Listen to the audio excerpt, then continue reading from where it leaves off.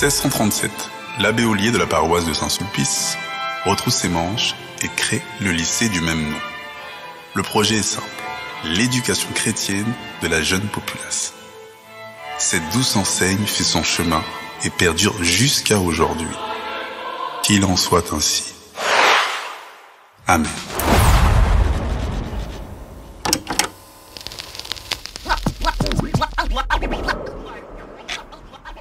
Entre sessions de son, petits concerts, textes, tags, danse, les après-midi en banlieue, les cours qui se poursuivent. Tu te souviens, je te parlais de Saint-Sulpice? Le collège-lycée parisien et de ce fameux bal de fin d'année dans la saison 1. Ah, ça y est, on y est là, ça y est, on est dedans. Juin 92, Saint-Sulpice. Pareil, 6e.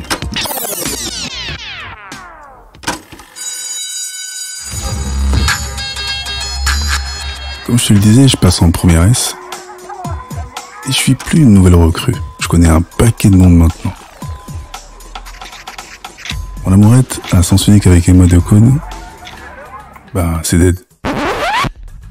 Et pendant que mon crew ouvre des réseaux sur Stein, Boboche, Saint-Denis dans le 9-3, Montsou, Luzarches dans le 9-5, avec Grand B, on ouvre notre réseau sur tout le 7-5, le 9-4 et les 9-2. On a des yeux et des oreilles partout. Le problème avec le lycée Saint-Sulpice, c'est que tous les gens sont à 80% des banlieusards de toute l'île de France. Ce qui signifie qu'en gros, tout le monde crée son réseau. C'est une dinguerie. Alors quand le Dirlo fait le quinri et annonce la date et le lieu du bal, c'est comme annoncer le jour de l'an avant l'heure. Et ce bal ne concerne que les lycéens et personne de l'extérieur.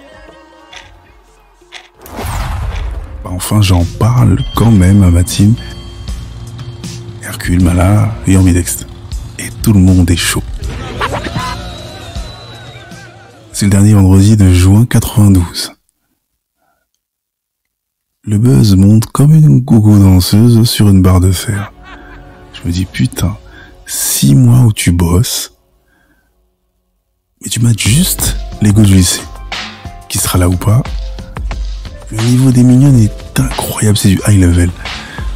Et avec les gars sûrs de ma classe, JF et Youssouf, c'est la soirée de notre vie. Et puis, jour J, porte-maillot. Je suis avec ma team et on a un putain de style. Paire de Jordan 3, jeans 501, Cortez, Bombers USA, doudoune Chevignon, Bombardier en cuir noir ou marron, Timberland moutarde, Rangers Carolina ou Chippewa. On est au top. Et je te parle même pas de nos coupes. On a acheté ces trucs-là, on a fait du troc. C'est important de le préciser. Pour l'époque, le troc c'est une manière de porter des putains de pompes, des fringues de marque, mais sans les acheter. Faut juste que le proprio ait une confiance aveugle en toi. Bon, sur place, pratiquement tout le monde se connaît ou se reconnaît. Je précède avec Grand B et mon crew. Et putain, merde, on se rend compte que... Waouh. Tous les lycéens ont fait comme nous en fait. Il y a une foule monstre. Une vraie fourmilière. Et en plus, à l'entrée, t'es obligé de dire ton nom, prénom et ta classe. Ça y est, c'est moi. Tous les accompagnateurs se font recaler. Il y a les videurs et le dirlo. C'est lui qui filtre et vérifie qui est qui. Je me dis quand même que je vais croiser Emma de Cône et enfin lui parler. Et en plus, tout autour, il y a plein de distributeurs de flyers pour les soirées de ce week-end sur Paname et dans les environs. Et boum, Grand B et moi on rentre. Tous les accompagnateurs à râteau sur le côté. À l'intérieur, salle sur 2 étages. un DJ à chaque étage. Le son est aiguisé comme une lame, pointu comme un couteau. Par contre, ça devient un pot de yaourt rapidement, il y a trop de monde. Et ça chauffe à l'extérieur, il y a plein de caïras dehors. Et tout le monde veut rentrer en force et boum, baston. Les mecs de la sécu chiffonnent les bolos, le dirlo est dépassé, soirée finie. Ça a duré 1 heure de pure extase, inoubliable, un public tellement éclectique. Et puis, panique à bord. Les gens se marchent dessus pour sortir, ça caillasse l'entrée, ça court dans tous les sens, et on se retrouve tous dehors. Rue Grand B, on retrouve notre team, on salue nos gars respectifs, JF, Youssouf et d'autres, et on se barre. Mais imagine, quand tout se dissipe, on est à peu près 300 personnes. Donc on déambule et on marche parce qu'il n'y a plus de métro, il n'y a plus rien. Tous groupés dans les beaux quartiers. Et tous les lascars de l'Île-de-France affiliés aux lycéens sont là. Tout le monde essaie de gratter des numéros de téléphone fixes. C'est trop marrant. Bilan, première et dernière soirée organisée par Saint-Sulpice. Le dirlo se fait virer, normal. Et certains diront, c'est ça, c'est parisien et banlieusard, dans le même monde.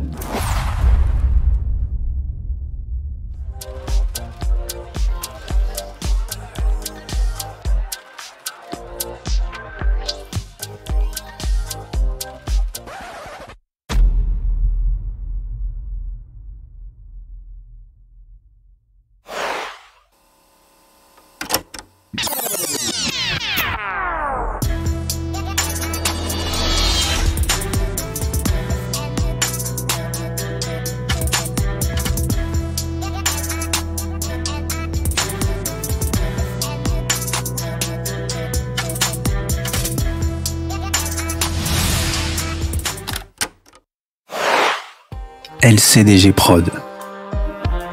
Le podcast urbain, les chroniques du gouffre, une production LCDG Prod. À la réalisation et au mix, Njolo Chaco pour Angel Prod. Art et concept visuel, Valik Chaco. Écriture et narration, Kevin Chaco. Enregistré au LCDG Studio. Les chroniques du gouffre, c'est également une chaîne de podcast comprenant 3 autres programmes. Spin-off, un podcast d'autofiction de 12 épisodes, tiré des chroniques du gouffre. Qu'est-ce que tu fais si pose la question du choix? Un podcast interactif court de 60 épisodes. Et Proxémie, un podcast de fiction originale qui parle des relations humaines post-Covid-19. Tu peux retrouver tous nos programmes sur Acast, Apple Podcast, Spotify, Amazon Music Podcast, Deezer et toutes les autres plateformes de podcast. N'oublie pas, mets des étoiles, abonne-toi, partage et parle-en autour de toi. Il y a aussi la chaîne YouTube.